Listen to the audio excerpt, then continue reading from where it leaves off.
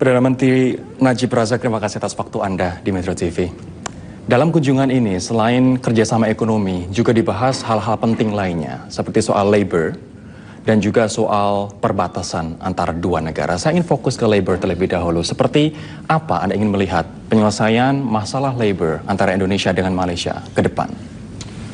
Kita amat menghargai tenaga kerja dari Indonesia yang dapat membantu ekonomi Malaysia dalam pelbagai sektor sebagai sumber tenaga yang penting. Namun kita berkendakkan supaya kemasukan tenaga kerja ini secara teratur dan mengikut undang-undang dan peraturan negara. Ini artinya tidak ada lagi tenaga kerja ilegal begitu? Itu maksud saya, sebab dia mendatangkan masalah sosial. Di samping itu, kita tak dapat melindungi kepentingan mereka. Setelah kunjungan ini, apa yang akan berbeda terhadap Indonesian labor di Malaysia? Pertama, kita setuju supaya masalah ini ditangani oleh komiti bersama. Menteri Tenaga Kerja kedua-dua negara akan mengadakan perbincangan untuk mencari jalan untuk menyelesaikan perkara ini. Dan kedua, kita juga melihat bagaimana kita boleh melakukan nilai tambah. Salah satu daripada cadangan Presiden Jokowi ialah untuk upgrade kemahiran skills mereka di sini. Dan kita juga mengenal pasti, kita identify keperluan dari segi skills yang diperlukan oleh industri, oleh bidang syarikat-syarikat peladangan dalam bidang construction dan sebagainya, supaya kita dapat melakukan matching. Selain soal labor, menurut Anda hal paling apa, permasalahan paling apa yang sangat menantang kaitannya dengan hubungan bilateral antara Indonesia dengan Malaysia? Hubungan kita ni berada di tahap yang boleh saya katakan sangat serasi. Dan saya sentiasa menganggap hubungan ini sebagai amat penting diusahakan secara bersungguh-sungguh, sebab kita tidak boleh bersandarkan kepada semangat rumpun soal sejarah kebersamaan, budaya, agama dan sebagainya, tetapi kita mesti sedar bahawa kita perlu mengenal pasti bidang-bidang yang boleh membawa hubungan ini kepada tahap yang lebih tinggi, a new level. Apa saja itu, Pak Raja? Umpamanya dalam bidang ekonomi, misalnya, macam mana kita boleh integrate ekonomi Malaysia dan ekonomi Indonesia. Dan saya lihat dengan langkah yang dibuat oleh Bapak Presiden di sini untuk membangunkan kemudahan asas, infrastructure spending, termasuk public housing, lebuh raya dan sebagainya. Ini semua boleh dilakukan oleh syarikat-syarikat dari Malaysia. Dan saya hendak pertimbangan berdasarkan pada merit. Sebagai investor terbesar kedua di Indonesia, bagaimana Anda melihat Indonesia hari ini, Pak Najib? Saya lihat prospeknya begitu menggalakkan. Antaranya langkah yang dibuat oleh pemerintah hari ini untuk memudahkan kerenah birokrasi dari segi FDI. Itu kami melihat bahawa Indonesia lebih investor friendly hari ini. Kedua, dengan peluang-peluang perniagaan yang hasil daripada keputusan pemerintah dan Bapak Presiden. Saya sebut tadi untuk membangunkan infrastruktur umpamanya, dan kita syarikat-syarikat dari Malaysia boleh mengambil bahagian berdasarkan kepada kebolehan merit. Jadi saya lihat prospeknya amat baik sekali. Kalau tadi mengatakan Indonesia semakin investor friendly, bagaimana kemudian Malaysia akan memaksimalkan potensi itu sehingga mempererat hubungan ekonomi, kerjasama ekonomi antara dua negara? Ya, misalnya keputusan kita mengadakan WIEF, World Islamic Economic Forum di Jakarta, ini satu daripada platform ya bagaimana kita boleh tingkat kolaborasi antara from business to business aspect ataupun perspektif, dan juga signal yang diberikan, maknanya investors ni, orang meniaga, dia melihat pada political signal. Jadi kalau dilihat pucuk pimpinan pemerintah Malaysia Indonesia ni hubungannya begitu akrab, begitu positif, maka itu memberi signal isyarat yang jelas. Pak Najib, bagaimana Anda menjelaskan hubungan personal Anda dengan Pak Jokowi? Saya amat senang hati dengan Pak Jokowi. Saya lihat dia keterbukaannya, saya lihat keikhlasannya, dan saya pun lihat bahawa dalam banyak isu kami ada pendirian dan ada perspektif yang sama dalam banyak isu. Jadi ini berarti bahawa kami kurang berbeza pendapat, walaupun ada cabaran. Misalnya kita terpaksa mencari penyelesaian yang bersifat tuntas dalam soal persempadanan perairan, maritim dan sebagainya. Soal nelayan kita yang ditangkap dan sebagainya. Ini isu yang practical issues yang tidak seharusnya membawa kepada isu-isu yang hambatan kepada hubungan antara Malaysia dan Indonesia. Apakah dengan adanya Presiden Jokowi sebagai Presiden Republik Indonesia membuat Anda merasa lebih nyaman sebagai counterpart Anda untuk bekerja sama dengan Indonesia? Ya, betul. Saya lihat, saya dah kenal Pak Jokowi sebelum dia jadi Presiden Indonesia. Saya melihat dia memang merupakan seorang the people's man, dan saya melihat bahawa dia amat sedar betapa pentingnya Malaysia dan Indonesia bekerjasama dengan seerat. Pak Najib, saya akan berpindah ke topik yang lain. Ini di negara Anda, di dunia internasional, Anda dibombardir dengan tuduhan-tuduhan soal 1MDB. Bahkan US Justice Department mengeluarkan lawsuit terhadap Anda. Apa sebenarnya yang terjadi? Ini merupakan satu isu bisnes sebenarnya. Tetapi malangnya isu bisnes ni dijadikan sebagai satu isu politik oleh musuh-musuh. Seperti apa, Pak? Maknanya kalau ada apa-apa kelemahan, kalaupun ada apa-apa yang dilakukan tidak selari dengan undang-undang sebagainya, biarkan ini sebagai masalah bisnes dan diteliti dari segi proses undang-undang. Dan Malaysia merupakan kerajaan Malaysia merupakan yang pertama sekali mengambil keputusan untuk disiasat, dan kita tubuh PAC, Parliamentary Accounts Committee, yang terdiri daripada ahli-ahli parti kerajaan dan pembangkang sebagainya, dan badan-badan yang lain seperti MACC, polis, bank negara, semua dah siasat apa yang berlaku dalam 1MDB. Tapi malangnya dijadikan sebagai isu politik oleh musuh-musuh tertentu. Saya nak beritahu bahawa apa yang dilakukan oleh DOJ baru-baru ini tidak melibatkan saya ataupun kerajaan Malaysia ataupun secara langsung 1MDB. Dia cuma nama-nama 5 orang yang ternama dalam civil suit tersebut. Jadi itu yang perlu dijelaskan, dan ini merupakan civil suit.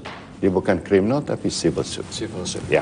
Anda tadi mengatakan kasus ini sebenarnya kasus bisnis tapi dipolitisasi. Apa motif dari politisasi ini menurut Anda? Motifnya jelas sebab kalau sebagai pembangkang dan mereka yang tak senang dengan kepimpinan saya, mereka kena cari isu Isu lain nampaknya mereka tak dapat traction, tak dapat untuk sambutan. menjatuhkan Anda. Ya, nak jatuhkan saya dan kerajaan. Tapi bila dalam isu ini mungkin sikit sebanyak ada perhatian daripada setengah-setengah pihak. Tetapi bila berlaku pilihan raya negeri Sarawak baru-baru ini, kerajaan Barisan Nasional telah menang dengan overwhelming majority. Dan bila kita ada 2 by-election di Sungai Besar dan Kuala Kangsar dalam bulan Ramadan baru-baru ini, majority kita melonjak tinggi. Jadi kalau kita jadikan ini sebagai ukuran ya, dalam sistem demokrasi yang terbuka, rakyat telah membuat pilihan.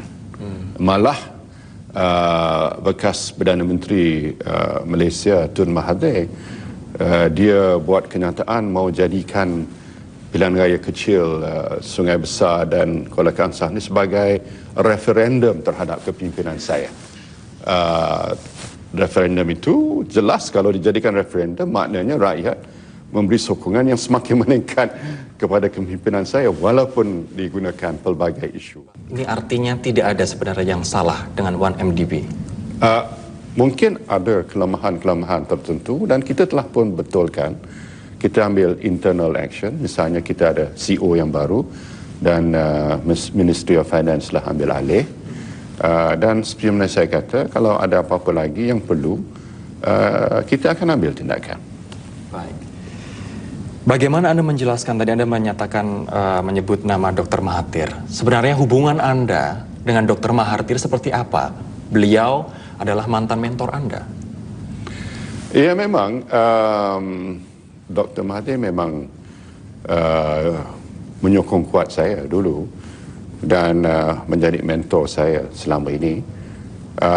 Tapi Dr. Mahathir ada sifat mau kontrol, boleh mau jadi penentu kepada apa saja keputusan-keputusan dasar-dasar negara walaupun dia tidak lagi menjadi Perdana Menteri.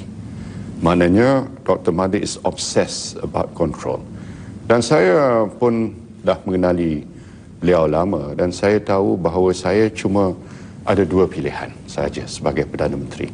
Pertama, sama ada saya merupakan seorang Perdana Menteri yang merujuk pada beliau, mendapat nasihat beliau. Saya kata nasihat, tapi mungkin arahan untuk melakukan kehendak beliau dari segi pentadbiran negara. Maknanya saya tidak akan menjadi Perdana Menteri yang mutlak. Saya akan jadi Perdana Menteri yang terpaksa mendengar cakap dia. Ataupun saya menjadi Perdana Menteri yang percaya kepada kepimpinan saya, pertimbangan saya berdasarkan pada mandat rakyat telah berikan pada saya, parti telah berikan pada saya, maka saya harus melakukan apa yang saya fikir terbaik untuk negara dan saya bertanggungjawab pada rakyat. Mana yang Anda pilih? Saya pilih yang kedua. Sebab itulah bila saya pilih yang kedua, maknanya saya perlu menjadi seorang Perdana Menteri yang bertanggungjawab pada rakyat, membuat apa saya fikirkan yang terbaik untuk negara. Tapi saya tahu kesannya, tentu sekali Dr. Mahathir tidak akan senang hati dengan saya sebab sejarah telah membuktikan bahawa dia telah cuba dan dia telah menolak dan membuang ramai pemimpin-pemimpin dalam kerajaan sejak dulu lagi. Dari hubungan yang hangat menjadi hubungan yang masam. Sebab saya tidak dengar cakap dia. Mudahnya saya tak dengar cakap dia sebab saya ada pertimbangan yang saya fikir adalah tepat untuk negara Malaysia. Pak Najib, bagaimana kehebohan kasus 1MDB dengan ibaratnya hubungan yang masam Anda dan Dr. Mahathir dan juga oposisi yang lain begitu mempengaruhi premiership Anda, tata pemerintahan Anda? Ya, pada akhirnya walaupun ia jadi satu isu yang agak hangat, tapi kita ni sebuah demokrasi. Akhirnya kita akan serah pada rakyat. Rakyat akan menentukan apakah kehendak mereka, dan saya yakin atas kebijaksanaan rakyat Malaysia untuk membuat pilihan bila sampai pada masanya. Selain kita coba singkirkan dulu skandal, tuduhan dan sebagainya. Kita harus akui Anda adalah pemimpin yang dipuji karena menggunakan personal touch untuk masyarakat Malaysia. Bagaimana Anda menjelaskan hubungan Anda dengan warga negara Malaysia saat ini? Saya kira baik sebab saya turun ke peringkat akar umbi. Rajin juga saya berjumpa dengan rakyat. Dan saya melihat bahawa sambutan agak hangat bila saya turun dan alhamdulillah lah saya dua ni dari segi hubungan dengan rakyat saya rasa senang hati dengan walaupun ada sambutan. Skandal, ada tuduhan tetap dekat, Pak. Itu biasa dalam politik, itu adat resam politik, tapi hakikatnya kita mesti mendapat sokongan dan keyakinan rakyat jelata. Ada kebijakan yang tidak populer tapi banyak pihak mengatakan perlu, yakni memotong subsidi bahan bakar dan menggantinya dengan pembangunan masif MRT dan juga LRT. Bisa dijelaskan kepada kami seperti apa kebijakan itu? Yes, kita ada cabaran yang hampir sama. 2 malam lalu saya beromong dengan Pak Jokowi, dan di Indonesia pun, Indonesia telah memansuhkan subsidi minyak. Di Malaysia pun kita telah memansuhkan subsidi minyak, walaupun ini soal ujian kepimpinan, ya. Sama ada kita berani membuat keputusan yang tepat tetapi mungkin tidak popular dalam jangka pendek, ataupun kita buat keputusan yang tepat, lambat laun rakyat akan sedar bahawa keputusan itu adalah keputusan yang tepat sekali. Kita akan beralih ke soal terorisme. Ini satu hal yang Anda sampaikan kemarin dalam speech Anda hari Selasa dalam World Islamic Economic Forum. Anda mengatakan bahwa saat ini Malaysia begitu fokus untuk mengalahkan ISIS, terutama homegrown terrorism di Malaysia. Formula seperti apa yang paling tepat untuk menangkal radikalisme dan juga mengalahkan ISIS di negara-negara yang berpotensi di situ ada homegrown terrorism? Kita perlu melakukan melalui pelbagai cara. Pertamanya kita mesti recognize sebagai satu ancaman, satu threat yang real, satu threat yang serius, satu threat yang boleh berlaku pada bila-bila masa. Jadi kalau kita terima itu sebagai satu realiti, maka kita perlu mengambil langkah-langkah tertentu. Pertamanya, saya telah bersama-sama dengan jemaah menteri, kita meluluskan set perundangan baru untuk memberi kuasa yang lebih kepada pihak pasukan keselamatan untuk bertindak. Kita percaya kepada kuasa preemptif umpamanya. Maknanya kalau ada bukti yang jelas bahawa sesuatu tindakan dalam bentuk keganasan akan berlaku oleh mana-mana individu, maka individu itu boleh ditahan. Tapi kuasa itu bukan kuasa eksekutif, kuasa mahkamah. Jadi kita produce evidence pada mahkamah, mahkamah putuskan sama ada orang ini merupakan threat kepada masyarakat ataupun tidak. Ya, betul dari segi prinsip undang-undang belum berlaku kejadian itu, tetapi apakah kita perlu menunggu sesuatu itu, kejadian yang buruk berlaku sebelum kita boleh bertindak? Apa yang bisa Indonesia petik pelajaran dari usaha Malaysia untuk menangkal radikalisme dan juga membasmi terorisme di negara Anda? Kuasa preemptif. Tapi jangan kuasa preemptif diberikan kepada pentadbiran, tapi pada mahkamah. Produce evidence di mahkamah bahawa mereka ini akan melakukan sesuatu tindakan keganasan yang berbentuk imminent. Jadi kalau kita menunggu sesuatu insiden berlaku, dia punya repercussion, kesannya cukup buruk. Kesannya kepada individu, kepada masyarakat dan kepada ekonomi negara. Lihat negara Tunisia umpamanya, industri pelancongannya lumpuh sekarang ini. Bagaimana Anda melihat saat ini di Indonesia sedang dibahas undang-undang terorisme untuk memasukkan militer atau TNI ke dalam pemberantasan terorisme? Apakah ini menurut Anda akan efektif apabila militer masuk bersama-sama dengan kepolisian misalnya untuk memberantas terorisme? Perspektif Anda seperti apa? Saya sokong sebab saya polis saja ataupun di sini di Malaysia sebut polis ya, sahaja tidak mencukupi. Kita perlu kekuatan TNI, kekuatan angkatan tentera, tetapi dia mesti ada kerjasama. Perdana Menteri Najib Razak, terima kasih atas waktu Anda.